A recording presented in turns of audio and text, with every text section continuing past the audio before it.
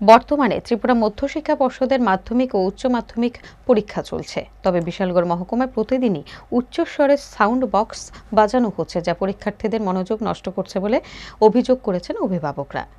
বিয়ে, জন্মদিন বা রাজনৈতিক কর্মসূচির কারণে এই শব্দ দূষণ চলছে।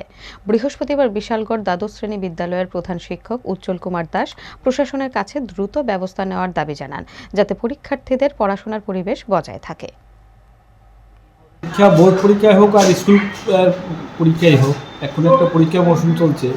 এই মৌসুমে যদি কেউ উচ্চস্বরে কোনো মাইক বাজায় বা সাউন্ড সিস্টেম বাজায়, এটা স্বাভাবিক কারণেই ছাত্রদের একটু ক্ষতির কারণ হবে। কারণ সাউন্ড যে প্রভাব, সেটার প্রভাবে তার পড়াশোনা কিছুটা বিঘ্ন হতে পারে, সেটাই স্বাভাবিক।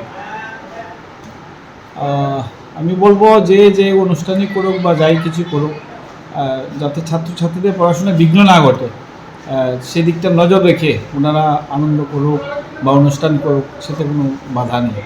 আমার সেটা অভিমত। স্যার, পুলিশ প্রশাসনের প্রতি আপনার কী কথা থাকবে?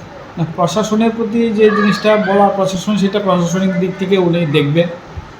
আমি সেটাই বলবো যে সমাজের সকল অংশের মানুষ, যাতে ছাত্রছাত্রীদের রক্ষণে পরীক্ষার মৌসুম, সেই কথাটা মাথায় রেখে যাতে সবাই এই বিষয়টা একটু চিন্তাধারা করে।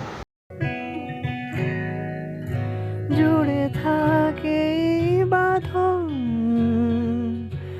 আপনার চেয়েও আপন,